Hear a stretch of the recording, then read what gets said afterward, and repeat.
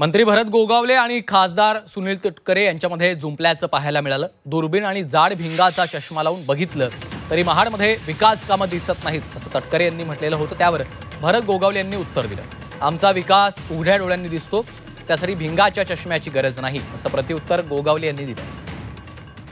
सरकारच्या समोर खूप अजेंडे आहेत आणि गेले 4 वर्ष इथे स्थानिक लोकप्रतिनिधी नाहीत। अशा वेळेला जे म्हटलं गेले, मी अनेकांचं वक्तव्य ऐकतो की महाड शहरामध्ये काही 1000 कोटी रुपयाचा निधी आणला।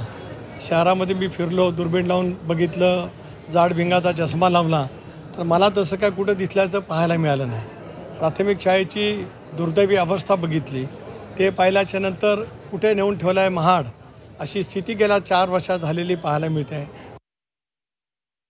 एकतर मी पारदर्शक चष्मा वापरतो, कधीतरी, नेहमी नाही वापरत, पण मी काळा गॉगल कधी घालत नाही।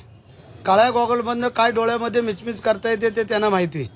आम्ही कधी काळा गॉगल घातलेला पाहिला नसेल तुम्ही, परंतु दुर्बीण पण घेण्याची आवश्यकता नाही। इतका दूध पाणी का पाणी एकदा होऊन जाऊ द्या, त्यांना सांगा, जर हिम्मत असेल तर एकदा बसा बरे आमच्या या मैफिलमध्ये, मग प्रश्न उत्तर होऊन जाऊ द्या की भरत शेठला उगाच 4 वेळेला निवडून दिलं का या जनतेने,